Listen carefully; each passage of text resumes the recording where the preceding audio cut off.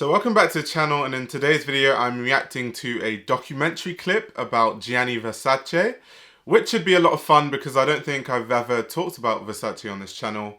But before I continue, if you want to learn about fashion more effectively, I have an ebook which you can check out in the description below. But without further ado, let's get straight into the documentary.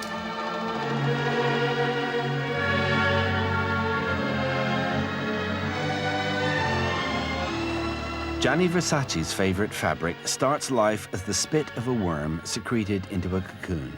Only when spun, twisted, woven and high-pressure washed does it feel as soft as silk. I like the weight of fabrics. You know, when I need some fall of the dress, you know, to go in this way or that way, I really have to understand fabrics. I study a lot about fabrics. I do all my own fabrics. Silk has always been the chosen fabric of the wealthy. For the first 1,000 years of its use, it was worth more than its weight in gold. I like quality. That's basically one other key of my work. I never want to do nothing without quality. Isn't it amazing how Gianni Versace's attention to detail in terms of quality, like he was so about, yeah, I'm only going to do it if it's high quality.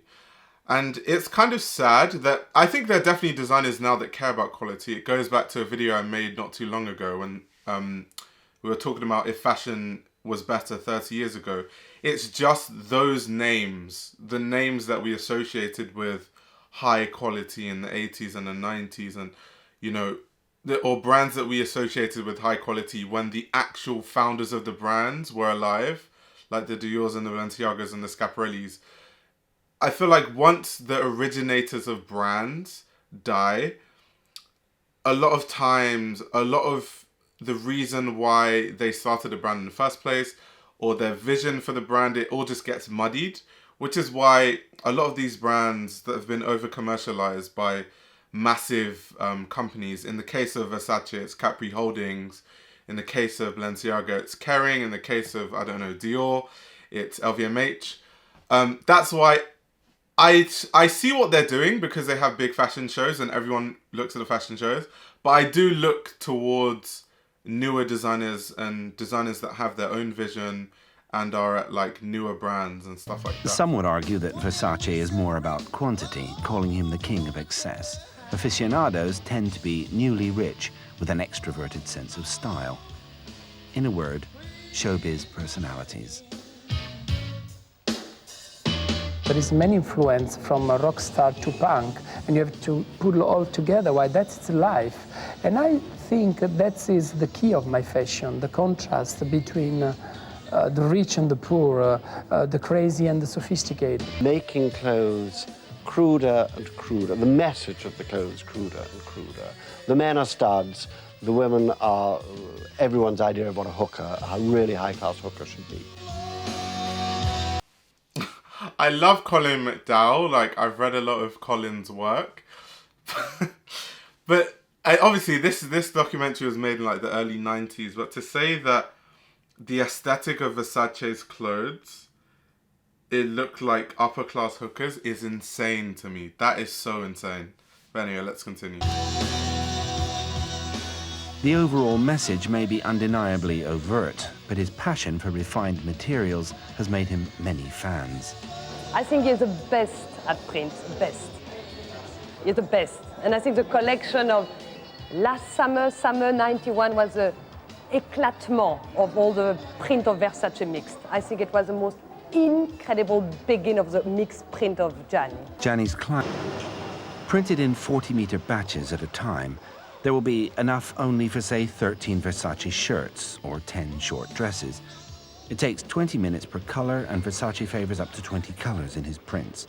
Each color is applied a precise 1/10 of a millimeter from the next. Isn't it insane how labor-intensive it was to print fabrics to a high quality, and not even that long ago? This is in the early 90s, compared to now. Like, you can literally just design, like, I've made my own print for a CSM project. Like, we literally just designed this print on the computer and then just like created a fabric using the print. It's so simple now, and you can do things very easily to a high quality. as opposed to then. So I can imagine the clothes back then probably cost so much money because they're just taking so much time to print. It's so labor intensive. But knowing these brands, they're going to probably use the fact that these things cost how much they did back in the early 90s as a reason to charge the same thing now, even though technology has developed and it doesn't even cost them remotely as close to, you know, produce the same type of print. And on top of that, also, the prints, the Versace prints, I've seen Versace silk fabrics from the early 90s. It's way higher quality than now. Like, it's literally night and day. Like, I have friends that have vintage Versace pieces. It's like worlds apart, literally.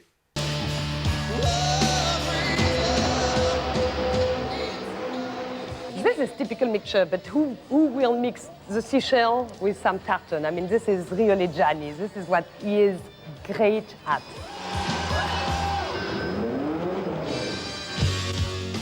You know, seashell was done millions of times, but never so rich, so baroque. So, you know, I like to keep something very boring and give new life to them. Legend has it that a Chinese princess discovered how to unravel silk from silkworm cocoons, a process jealously guarded until smuggled out of China by monks. Finely woven, its texture and absorbency is the perfect medium for Versace's elaborate fantasies. To do a print like the seashell, I need 8 months. Why? We design, after we have to put on paper to be print, and that take another 2 months. And after that, to be prints, you have to do 8 to 20 passage of color, and that's make very, very expensive. He said it takes him 8 months to design the print and then 2 months for them. Wow. Wow. That is crazy. Yeah, because now it wouldn't take that long. It just wouldn't. Yeah, that's so crazy. It's copy everywhere, and it's a great compliment to give to me. You know, I saw this copy every single country, in America, in Japan, everywhere. And I'm so pleased. I love Gianni Versace's spirit. Like, just the fact that he doesn't care that people copy his work. He almost wears it as a badge of honor. Like, I designed something, and I designed something so well that people have decided to copy it. And it's so funny how, you know, back then, everyone used to wear copying as a badge of honor. Like, even if you read about designers like Cristobal Balenciaga, Cristobal used to copy Chanel's work, and Chanel saw it as like, she wore it as a badge of honor because it's like, Cristobal has literally come to me to ask me to copy my work because he respects me and I think he's like going to be the next big thing. It's such an interesting dynamic compared to now. Like, copying is so frowned upon, whereas back then it was almost like seen as like a means to an end, and designers wore it as a badge of honor. It's just so interesting how things culturally change in not that long. Like, all this stuff I'm talking about was literally last century. It's not like we're talking about the 1500s. Rich customers flock to Versace's prints, bewitched by the opulent, hedonistic, sensual motifs drawn from Greek and Roman culture. The Greek is some things is born in my mind when I was a child. I used to live in a house on the beach, and in this beach there was a Roman bath with the Greek and mosaic and some sculpture of Dionysius. You know, I born in the south of Italy, where there was a Greek colony, and this is part of my background, and is the only liaison I have with my country. You know, I feel very, very classic in that. Why? That's so interesting that they brought up the topic of Greek mythology and just the fact that, you know, there was a lot of Greek communities where he grew up. It's very interesting because when I think of Versace, I just think of Greek mythology because, first of all, the logo is Medusa. And if you read about Gianni Versace and like why he wanted the Medusa logo, he's quite inspired by, you know, beauty, and beauty and sex and stuff like that. These are recurring themes in a lot of his work. And one thing that he has said in the past about the Medusa logo is he likes the dichotomy of the fact that Medusa is described as this really attractive woman and beautiful woman, but there's also shock and horror because her hair, they're literally snakes, and if you look at Medusa, you turn into stone. So it's this dichotomy between like beauty and then shock horror of what Medusa can do to you, and the fact that her hair are actually just like snakes.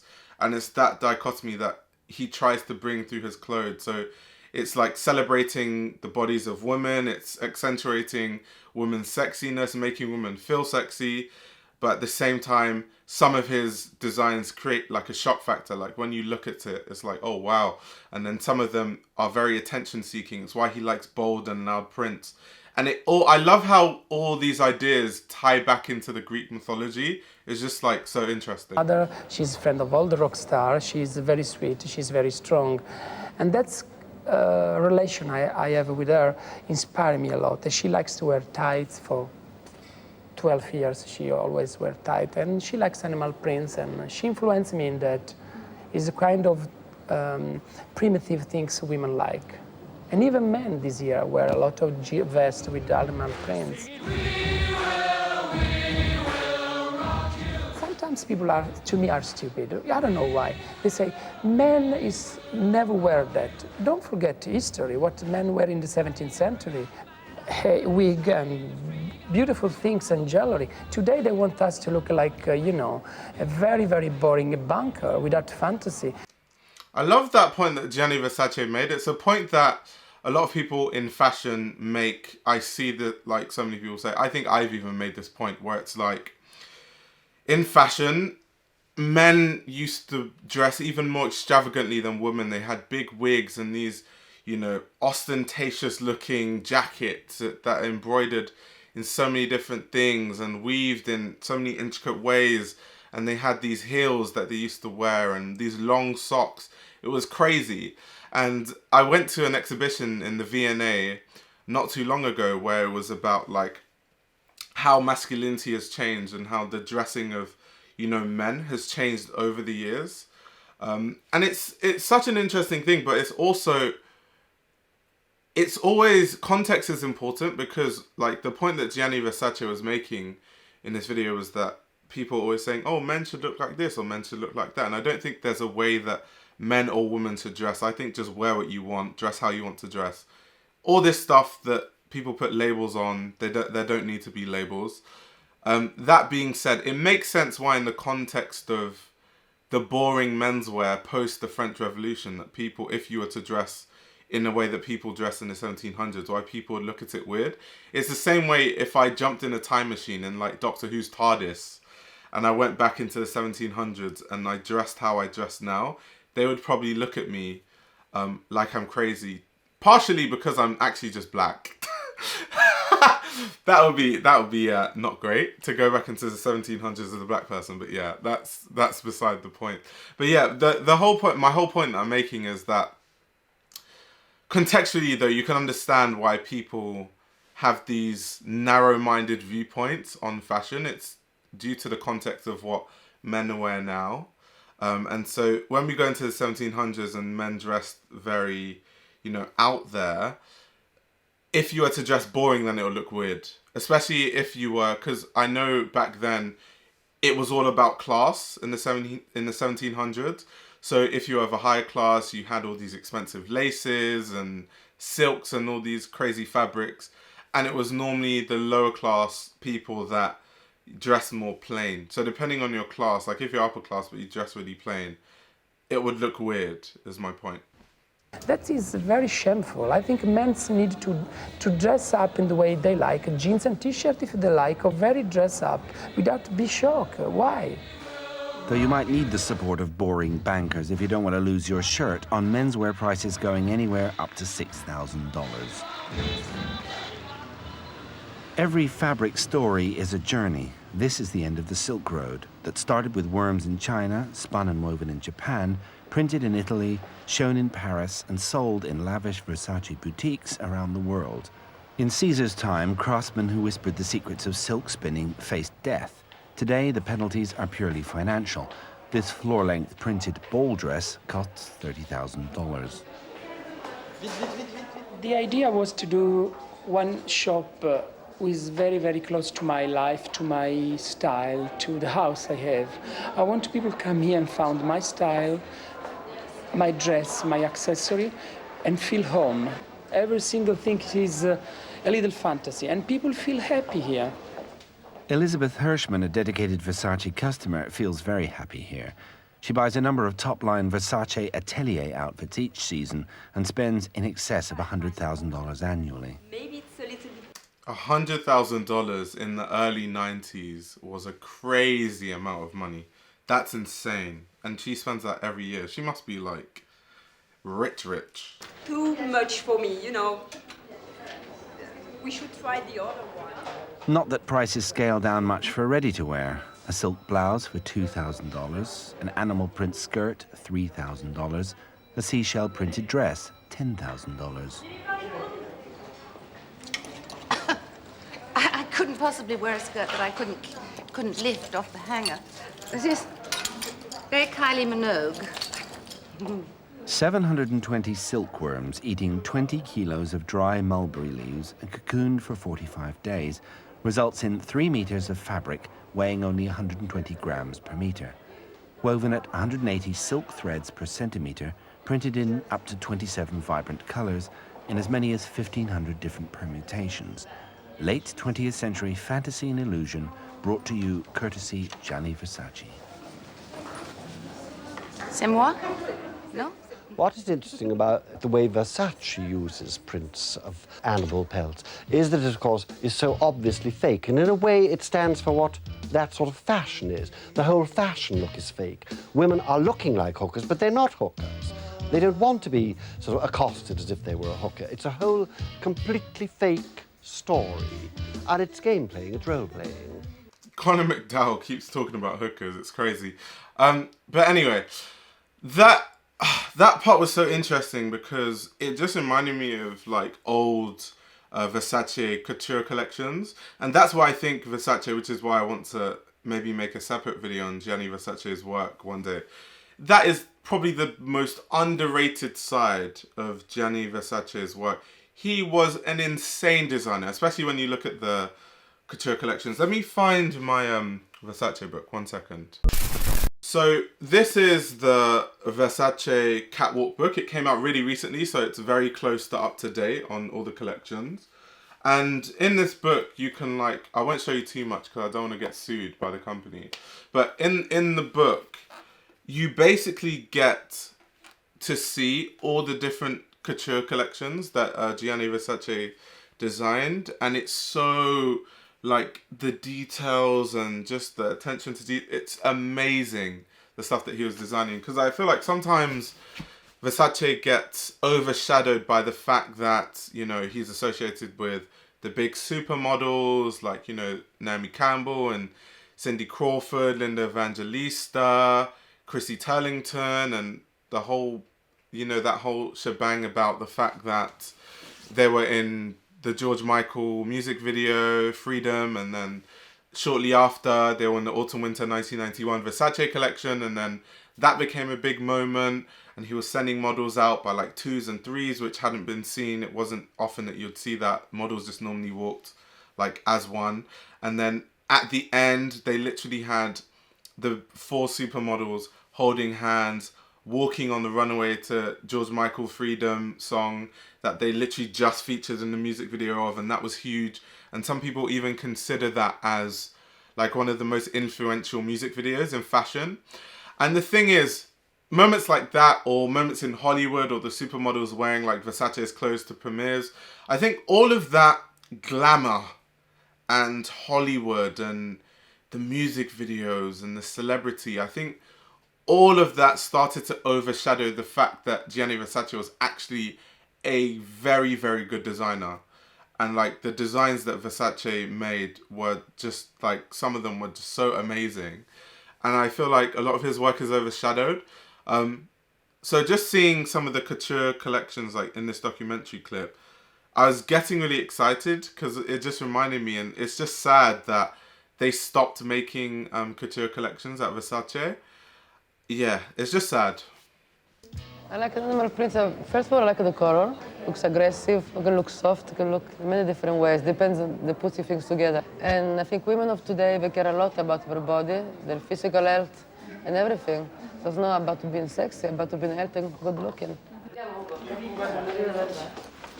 Questo mi serve da fotografare, me lo posso... We never agree with each other. I think that's very important to disagree, because only with a little conflict, creative things comes out. Right.